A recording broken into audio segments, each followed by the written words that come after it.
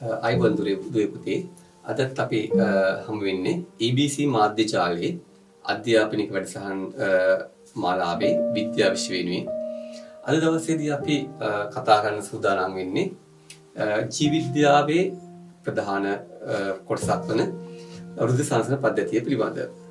මේකෙදී අද අපි කතා කරනවා රුධිර සංසරණ පද්ධතියේ ප්‍රධාන කොටස් තුනක් තියෙනවා. රුධිරය, හෘදය සහ රුධිර නාල. අද අපි සාකච්ඡා කරනවා රුධිරය සම්බන්ධව. රුධිරය. හොඳයි.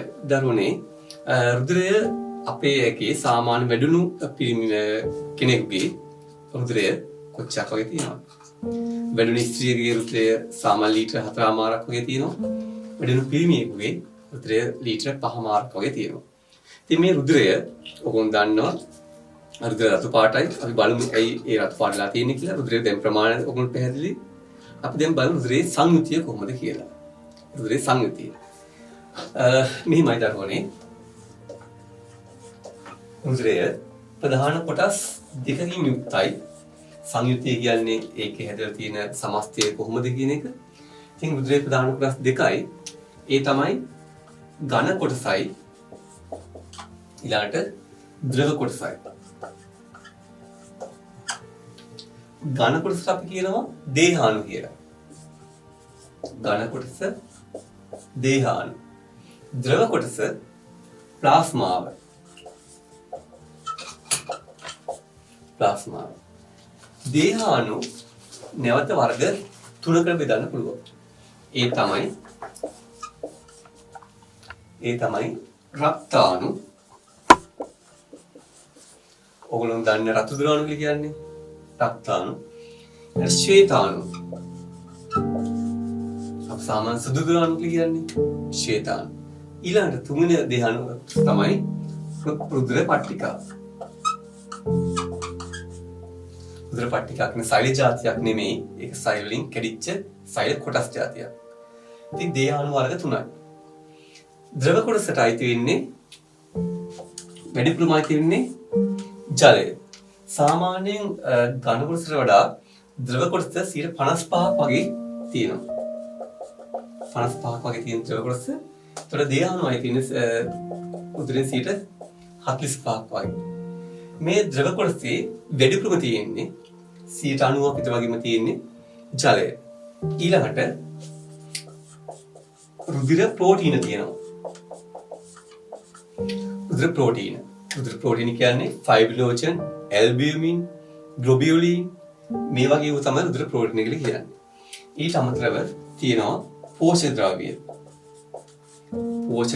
පෝෂක ද්‍රව්‍ය කියන්නේ අපි ආහාර වලින් ගන්නා සියලුම පෝෂක අන්තිමට ප්‍රධාන වශයෙන්ම මොනොසැකරයිඩ්, මත ඇමයිනෝ අම්ල, එම තංග්ලිසරෝල් අම්ල මෙන්න මේ කුඩා පෝෂක වලට කැඩෙනවා. සරල ආහාර කියලා කියන්නේ අන්නේ සරල ආහාර රුධිරේ තියෙන රුධිරය ඔස්සේ සියලුම සෛල වලට ගෙනියනවා. ඊළඟට බහිස්රාවී ද්‍රව්‍ය.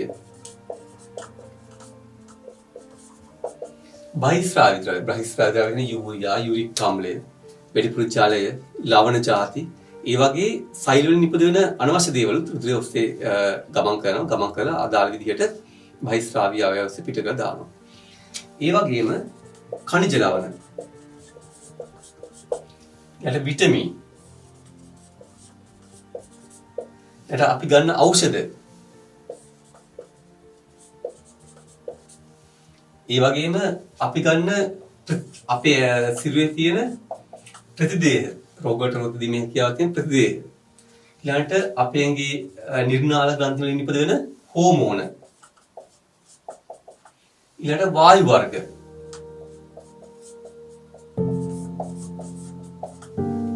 මෙන්න මේ සා විශාල ප්‍රමාණයක් මෙන්න මේ ද්‍රව කොටසේ නැත්නම් රුධිර ප්ලාස්මාවේ අඩංගු වෙනවා. දැන් මේ සියලුම දේවල් ඇඟ පුරා පරිවාහනය කරන්නේ ඇත්තටම ප්ලාස්මය එමෙත්තන් මේ රුධිරය ඔස්සේ කියලා පැහැදිලි. මේ රුධිර ප්ලාස්මාව ඇත්තටම මොන පාටද? රුධිර ප්ලාස්මාව පිදුරු පාටයි. පිදුරු පාට කියන්නේ ලා කහ පාටට වුණු දුඹුරු පාටක්. යම් දුඹුරු පාටක් තියෙන හැබැයි ගොඩක් කහ පාට. පිදුරු ගහක පාටක් බලන්න. අන්නේ වගේ පාට තමයි ද්‍රව කොටසේ තියෙන්නේ. ප්ලාස්මාවේ තියෙන්නේ. නමුත් රුධිරයේ ඒ පාට නෙමෙයි රුධිර රතු පාටයිනේ. ඒකට හේතුව මෙන්න මේ ඝන කොටසේ තියෙන රක්තාණු වල රතු පාට නිසා තමයි සමස්ත රුධිරයම රතු පාටලා තියෙන්නේ. ඔයාට මතකද සමහරක් වෙලාවට අර තුවාලයක් වුණාම එහෙම ලේ කැටයක් කිරෙනවා. ටික ලේ කැටයක් කිරුණාට පස්සේ මුලින්ම ලේ ගලනවා. පස්සේ ලේ කැටයක් කිරුණාට පස්සේ පල්ලෙහාට අර වතුර බිඳුවක් වගේ ගලාගෙන යන පොඩි වතුර බිඳුවක් වගේ. අන්න ඒක තමයි දේහාණු ද්‍රව කොටස කියලා කියන්නේ. දැන් ප්ලාස්මා කියලා කියන්නේ. මේ සාමාන්‍ය අවස්ථාවේදී ඒකට වඩා රතු ද්‍රවාණු බහුලව තියෙන නිසා ඒ පාට ප්‍රමුඛලා පේන නිසා තමයි ලේ රතු පාටට පේන්නේ. හොඳයි. එහෙනම් දැන් ද්‍රව කොටස වාට පැහැදිලි. දැන් ඝන කොටසක් තවත් වර්ගීකරණය කරමු. ඝන කොටසේ මේ රක්තාණු සීලුම දිනාගේ එක වගේ. හැබැයි ශ්වේතාණු නැවත අපිට බෙදන්න පුළුවන්. ඒ තමයි ශ්වේතාණු නැවත බෙදන්න පුළුවන්. මම මෙතනට ආයිත් එනවා. මේ විදිහට ශ්වේතාණු වර්ග දෙකකට බෙදන්න පුළුවන්. ඒ තමයි කණිකා සහිත ශ්වේතාණු සහ කණිකා රහිත ශ්වේතාණු කියලා. කණිකා සහිත ශ්වේතාණු සාමාන්‍ය 75ක් වගේ තියෙනවා. කණිකා රහිත ශ්වේතාණු සාමාන්‍ය 25ක් වගේ තියෙනවා. මේ කණිකා කියන්නේ මොනවද? කණිකා කියන්නේ අන්වීක්ෂණ බැලුමට ඒ සයිටෝප්ලාස්මේට යන ඩොට් වගේ තියෙනවා යම් රසායනික වඩංගු ඒ ගුණ තමයි කණිකා කියන්නේ. ඒ වගේ අපි හිතුව දැන් මෙහෙමනම් මේ නියස්ට අපිට මෙහෙම හිතමුකෝ. මේ වගේ මේ ඩොට් වගේ පේනවා නම් අපි කියනවා කණිකා සහිතයි කියලා. එහෙම නැත්නම් කණිකා රහිතයි. හොඳයි. එතකොට මේ කණිකා සහිත ශ්වේතාණු වර්ග 3 ඔයා දැනගන්න ඕනේ. කණිකා සහිත ශ්වේතාණු වර්ග 3ක් තියෙනවා. ඒව තමයි නියුට්‍රොෆිල. ඊට ඉයෝසෝනොෆිල. ඊළඟට බේසොෆිල.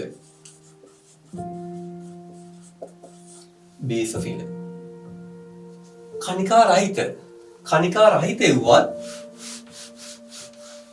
වර්ග දෙකක් තියෙනවා. ඔයා දැනගන්න ඕනේ. කණිකා රහිත දෙක තමයි වසාසයිලයි මොනොසයිටයි. දැන් මේ මෙව්ව ප්‍රතිශතව දැනගන්නත් ඕනේ. දැන් මම කියවනේ කණිකා සහිත 75ක් තියෙනවා කියලා. ඉතින් මේ හැම නියුට්‍රොෆිල, ඉයෝසිනොෆිල, බේසොෆිල වල ප්‍රතිශත දැනගන්න ඕනේ. ප්‍රමාණය. සාමාන්‍ය නියුට්‍රොෆිල තමයි වැඩිපුරම අපේ ඇඟේ රුධිරයේ තියෙන්නේ 70ක් වගේ තියෙනවා. 75න් 70ක් වගේම නියුට්‍රොෆිල. ඉයෝසිනොෆිල 4ක් වගේ තියෙනවා. එහෙනම් බේසොෆිල කොච්චර තියෙනවද? 100ක්. සාමාන්‍ය නිරෝගී කෙනෙක්ගේ ඔය තියෙන ප්‍රතිශත තමයි මේක පොඩ්ඩක් එහාට මෙහාට වෙනස් වෙන්න පුළුවන්. දැන් මේ 70 65ක් 70ක් වෙන්න පුළුවන්. 4 5ක් 8ක් අතර ගණනක් වෙන්න පුළුවන්. එකත් ඒ වගේ තමයි. සාමාන්‍ය මේක තමයි සාමාන්‍ය ප්‍රතිශතය. වසාසයිල වල 25න් වසාසයිල තමයි 20ක්ම තියෙන්නේ. මොනොසයිට 100ට 5ක් තියෙනවා. වාර රුධිර පරීක්ෂාව රුධිර වාර්තාවක් ගත්තොත් කියවල බලන්න මෙන්න මේ වචන ඉංග්‍රීසි වලින් ඉඳලා තියෙන නියුට්‍රොෆිල්, ඉයෝසිනොෆිල් එහෙම තියෙනවා. ඒකේ මේ ප්‍රතිශතයේ තියෙන කීයද කියලා. ඒ වාගේ ඒ රුධිර වාර්තාවේ ඒ තියෙන ප්‍රතිශතයේ තියෙන එක රෙෆරන්ස් රේට් කියලා එහා පැත්තේ තියෙනවා ඒ TB තු ප්‍රශස්ත මට්ටම. ඉතින් ඔයාටම ඇත්තටම ડોක්ටර් කෙනෙක් ළඟට යන්න කලින් බලන්න පුළුවන් මේ සම්බන්ධ යම් ප්‍රමාණයක් වැඩි වෙනසක් තියෙනවා. රෙෆරන්ස් මේ රේට් එකට වඩා වෙනසක් තියෙන වැඩි වෙන අඩු නම් ඔන්න ප්‍රශ්නයක් තියෙනවා. ඒ කියන්නේ මේ සුදුරුවාණු වර්ග වැඩිවීම තුළ යම් ප්‍රමාණයක් වැඩිවීම තුළ තමයි ඒක විස බීජ ආසාදනයක්ද නැත්නම් බැක්ටීරියා ආසාදනයක්ද වෛරස් ආසාදනයක්ද කියලා ડોක්ටර් තීරණය කරන්නේ මේ තියෙන ප්‍රමාණය වැඩිවීම තුළ. අසාමාන්‍ය වැඩි වුණොත් නම් ඒක අපේ පිළිකාවක තත්ත්වයක් ඇති වෙන්නේ. පොඩි වැඩිවීමක් නම් ඒ විස බීජ තත්ත්වයකදී මේ සුදුරුවාණු තාවකාලික වැඩි වෙනවා. ඒතර ඒ අනුව තමයි ડોක්ටර් තීරණය කරනවා මේ සුදුරුවාණු වර්ග වැඩි වෙනවා මෙන්න මේ විස බීජ තමයි ආසාදනලා තියෙන්නේ. මොනොසයිට් නම් මෙන්න මේ විස බීජ තමයි ආසාදනලා තියෙන්නේ. ඉතින් ඊට අදාළව ප්‍රතිකාර ඖෂධ ලබා දෙනවා. හොඳයි. එතකොට මේ අපි දැන් කතා කළේ ශ්වේතාණු සම්බන්ධව. එහෙමනම් එතකොට ඔයාලට දැන් ආයිත් පැහැදිලි කණිකා සහිත සුදුනාණු වර්ග තිබ්බා, කණිකා රහිත තිබ්බා. ඉව වර්ග පිළිසත් අපි කතා කරා. ඊට දැන් අපි බලමු මේ ආයෙත් නැවතත් මේ දේහාණු ජාති තුන ගැන. කියන්නේ රක්තාණු, ශ්වේතාණු, රුධිර පට්ටිකා ගැන කතා කරමු. මෙහෙම අපි හිතමුකෝ. මුලින්ම රක්තාණු කතා කරමු. රක්තාණු නිසා තමයි අපේ මම කලින් කිව්වා වගේම මේ රුධිරය රතු පාටලා තියෙන්නේ. රක්තාණු වල හැඩය මොකද්ද? රක්තාණු වල හැඩය මෙන්න මේ වගේ ද්විවතන හැඩයක් තියෙන්නේ. මතු පිටින් බැලුවොත් මණ්ඩලාකාරයි කියලා කියනවා. මේ විදිහේ ඇතුළට ගිහිල්ලා මතු පිටින් බැලුවොත් මණ්ඩලාකාරයි, ඒ කියන්නේ ගෝලාකාරයි. පැත්තෙන් බැලුවොත් මේ දෙපැත්තෙම ඇතුළට ගිහිල්ලා ද්විවතන හැඩයක් තියෙන්නේ. මෙයා සෛලයක් වුණාට මෙයාගේ න්‍යෂ්ටියක් නැහැ. ඔයා දැන් ඉගෙනගෙන තියෙනවනේ සෛලයක න්‍යෂ්ටියක් තියෙනවා කියලා. ඒ දර්ශීය සෛලයක. ඒ කියන්නේ සාමාන්‍ය පොදු සෛලයක. ඒ කියන්නේ සීලුම සෛලය වලට න්‍යෂ්ටියක් තියෙන්න අවශ්‍ය නැහැ. උදාහරණයක් තමයි මේ රතු දුරාණ වල න්‍යෂ්ටියක් නැහැ. ඒ වගේම මේ රතු දුරාණ නිපද වෙන්නේ අපේ ඇඟේ රතු ඇටමිදුළු වල. ඇටවල ඇතුළේ තියෙන රතු ඇටමිදුළු තමයි රක්තාණු නිපදෙන්නේ. මේ විනාශ වෙන්නේ අපේ අක්මාවේ ප්ලීහාවේදී. සම මේ රතු දුරාණුවක් ශ්වේතාණුවට සාපේක්ෂව කුඩයි. ඒ වගේම මේ රක්තාණු වල මේ රතු පාට හේතුව හිමොග්ලොබින්. හිමොග්ලොබින් කියන ඒ ශ්වසන වර්ණකයේ තියෙන නිසා. සාමාන්‍ය ඉස්සගෙම ලේ නිල් පාටයි කියලා කියනවනේ. ඒ හිමොසයිනින් කියන වර්ණකයේ තියෙන නිසා. කැරපොත්තගෙම ලේ සුදු පාටයි කියනවනේ. ඒ හිමොග්ලොබින් වර්ණකේ නැති නිසා.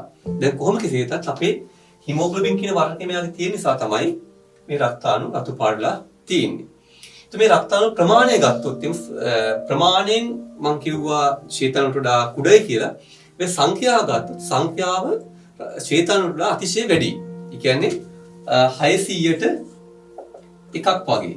එකක් කියන්නේ ශ්වේතාණු. ශ්වේතාණු එකක් තියෙන තැන රක්තාණු 600ක්ද තියෙන්න පුළුවන්.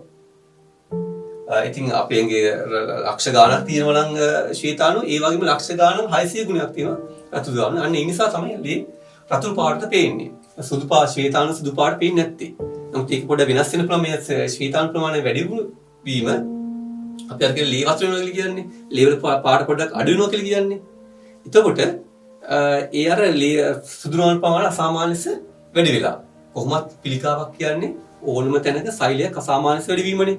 ඉතින් මේ රතු ශ්වේතාණු ප්‍රමාණය වැඩි වුණොත් එහෙම ඒ රතු පාට ගතිය අඩු වෙලා පාට රතු ගතිය අඩු වෙලා අපි කියනවා ලේ වතුර වෙනවා කියලා. ඉතින් කොහොම හරි ඒකට එක හේතු තියෙනවා. අපි පස්සේ දිනේ කතා කරමු සමහර රෝග සම්බන්ධව.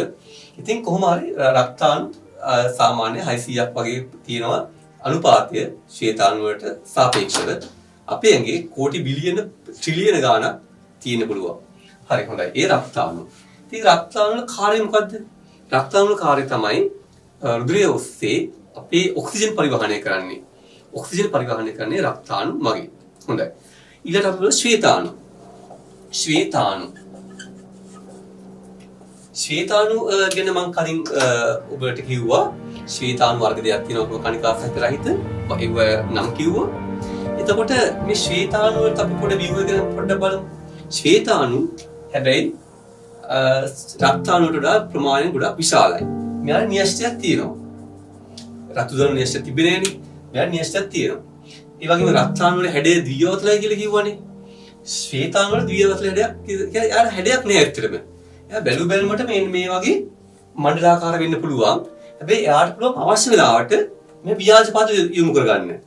ව්‍යාජ පාද කියන්නේ මෙන්න මේ වගේ ව්‍යාජ පාද මත මේ ව්‍යාජ පාද තියෙනනේ ඇමීබා කියන සතාට. ඇමීබා මේ වගේ සතෙක් අන්වීක්ෂ්‍ය ප්‍රාඥ සුනියස්ටිකෙක් ඇමීබා එක නියස්ටිකේ තියෙන එයාට පුළුවන් අවශ්‍ය ව්‍යාජ පාද දාගෙන අවශ්‍ය තැනකට සංචලනය කරන්න. අන්න ඒ හැකියාව මේ සුදු දුරාණුවලට තියෙනවා. නිසා අපි ශ්වේතාණුට අපි කියනවා ඇමීබාකාරයි කියලා හැඩය. ඉතින් එයාට අවශ්‍ය වෙලාවට පුළුවන් අවශ්‍ය තැනට ව්‍යාජ පාද මගින් යොමු කරන්න. ඊළඟට මෙයාගේ ප්‍රමාණය ශ්වේතාණු ප්‍රමාණය රක්තාණුවට වඩා විශාලයි. හැබැයි සංඛ්‍යාවෙන් නම් අඩුයි. අර කලින් කිව්වා වගේම රක්තාණු 600ක් තියෙන තැන ශ්වේතාණු තියෙන්නේ 1යි. ඉතින් ඒ විදිහට ව්‍යාජ ශ්වේතාණු ගැන අපි සංඛ්‍යාවෙන් කියන්න පුළුවන්. මෙයාගේ ඇස්ටත් තියෙන නිසා මෙයාගේ ටික ආයු කාලය වැඩි. ඊළඟට මෙයාගේ හිමොග්ලොබින් කියන වර්ණකේ නේ.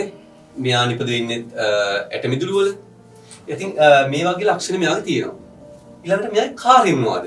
ඔය හැමතිස්සෙම දැනගන්න ඕනේ මේ view වගේ මෙයාගේ කාර්යයක් මොනවද කියලා.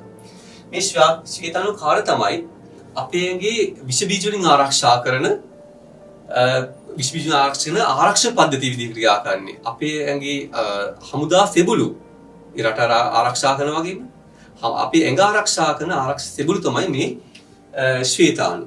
ඒ කියන්නේ අපි හිතන්න ඔබ නිගමන හිතන්නේ මේ වාතයේ මොනතරම්නම් විෂ බීජ ඇද්ද? සියලුම රෝග වලට සම්බන්ධ විෂ බීජ මෙතන ඉන්න පුළුවන්. හිම්බිරිස්සා වෙන්න පුළුවන්, එහෙම නැත්නම් පැපොල් වෙන්න පුළුවන්, එහෙම නැත්නම් කොරෝනා වෙන්න පුළුවන්. මොනතරම් මේ වාතයේ විෂ බීජ තියෙන්න පුළුවන්. අපිට ඇහැට පේන්නේ නැහැනේ. මේ විෂ බීජ අපේ නාසය, කට, කන්, අපේ මේ ඇඟ පුරා තියෙන සිදුරු වලින් මේ විෂ බීජ මේ මොහොතේ අපේ ඇඟට ඇතුළු වෙනවා.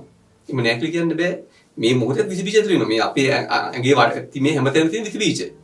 විෂ බීජ හොඳ සුදු ජීවීන් ඉන්න නරක අයත් ඉන්නවා. මේ අත මෙහි ඇඟ ඇතුලේ මේ මා කුහරවල මුතන විෂ බීජ හොඳ නරක දෙකම ඉන්නවා.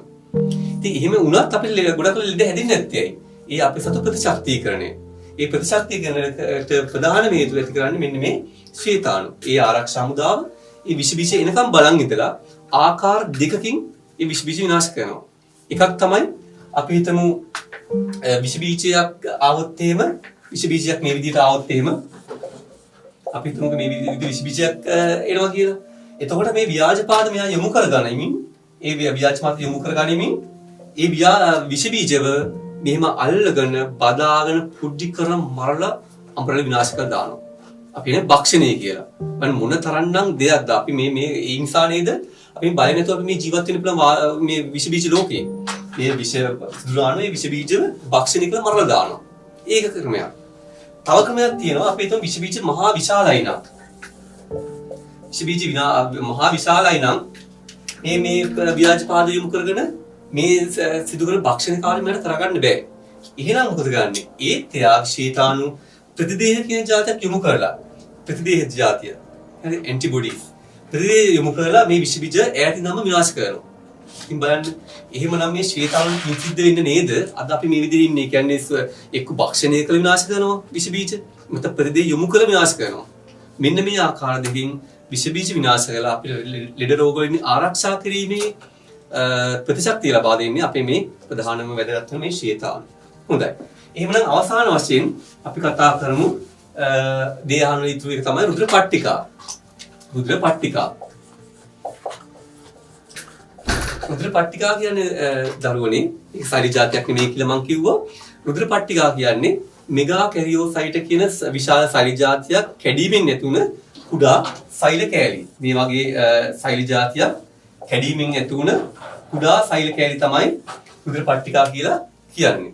මේවා ඒතකොට සෛල කෑලි නිසා මේවල නියශ්‍යයක් නැහැ. මේව පොඩ ඇලෙන සුළුයි. මේවෙන් තමයි මේකේ වැදගත්කම තමයි මේවෙන් තමයි රුධිරය කැටි ගැසීමට දායක වෙන්නේ. රුධිර කැටි ගැසීමට දායක වෙන මේ රුධිර පට්ටිකාවල තියෙන විශේෂ රසායන ද්‍රව්‍ය මගින්. ඉතින් මෙන්න මේ විදිහට ඔයාලට දැනගන්න පුළුවන් රුධිරයේ සංයුතිය නැත්නම් රුධිරයේ කොටස් මොනවාද කියලා.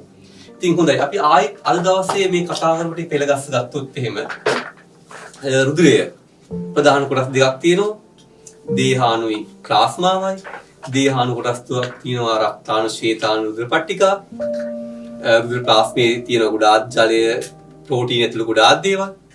ජලය තමයි සිට 90ක් වගේ තියෙන්නේ. ඊළඟට ප්‍රෝටීන සීට 8ක් විතර වගේ තියෙනවා. ඉතින් හිතන්නේ සෑහෙන ප්‍රමාණයක් ද්‍රව්‍ය ඔයාලට ඉස්සර මම බෝඩ් එකේ ලිව්වා. ඒ සියලු දේවල් රුධිර ප්ලාස්මේ තියෙනවා. ඊළඟට දේහාණු යටතේ අපි රක්තාණු කොයි වගේ කතා කරා? ඒකේ කාර්ය කතා කරා.